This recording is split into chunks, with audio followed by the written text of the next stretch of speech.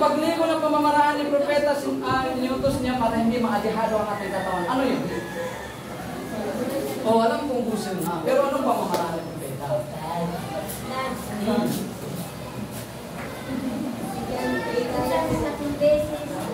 Yes, very good. Buhusan ng tubig. Halika, talikod. Ang pagliligo na hindi maadihado, hindi magkakaroon ng problema ang inyong katawan, James, kung ikaw ay nagpagsuntukan. Okay? Ngayon, bago ka maligo, mag-ablusyon ka sa pamamaraan ng pag-ablusyon, kagaya ng pag-ablusyon sa sala, and then buhusan ng tubig 3 times ang bandang kanan na balikat. Ito, bandang kanan. 3 times ha, buhusan ng tubig ito, okay? Pangalawa, buhusan ng tubig bandang kaliwa na balikat 3 times 10. Okay? Ulit-ulit, kailangan mabasa. And then pangatlo, marap ka sa camera kasi naka-tune in tayo sa anong page mo? Kiras Abo channel sa YouTube channel. Kiras YouTube channel, matatagpuan sa Taguig City. Okay. Tumingin. Pangatlo, kailangan mabasa. Tumingin sa camera kasi naka-YouTube tayo. Kailangan mabasa yung ito. Pabilang mo sa grades ni. Ay, kailangan mabasa itong ano natin ng tubig ha. Ito. Anong sikreto bakit kailangan mabasa?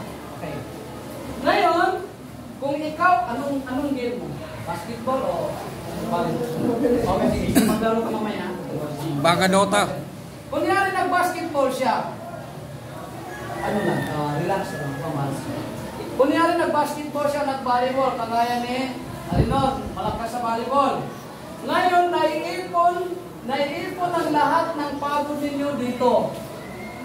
Para magkaroon ng proteksyon ng katawan ninyo at hindi kayo tamaan ng tinatawag na prangkaso, sabihin natin na tawag dito, na pasmado o pasma. Pagbuhos mo ng tubig 3 times, ganun dito, pati na rin dito, unti-unting lumalabas ang naipon na pagod mo. Lumalabas dito.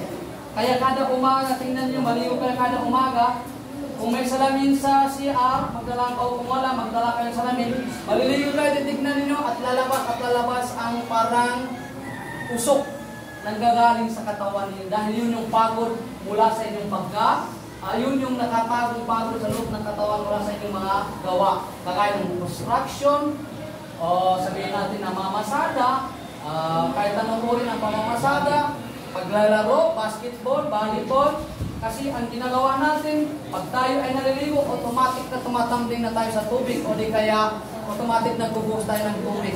Kaya, kinalaunan, initrangkaso tayo at tinatamaan tayo ng pasma, ang katawan natin, James. Kaya ikaw, James, huwag kang maligo ng akaran. Pag-oblusyon ka, 15 minutes bago ka maligo. Okay? Tayo, sarap. Pangalawa na nilalabasan ng pagod natin na naiipo sa ating katawan, dito lumalabas yung parang usok. Ito yung sikreto para hindi masira ang ating katawan. Kaya makikita ninyo may mga kabataan na mamaskulado ang kanilang katawan, pero mga binata pa sila, nagkakaroon ng problema ang kanilang kalusugan kasi hindi nila pinangangalagaan ang kanilang kalusugan. Yun. Mula ngayon, Alginer, alam mo na pamamaraan ng paligo. Saan ka naliligo? Sa CR o sa shower o sa tubig? Sa sisig. Sa lawa. Sa sapa. Saan ka? Sa CR. Sa Palanggana daw. Sa Palanggana. Pero kailangan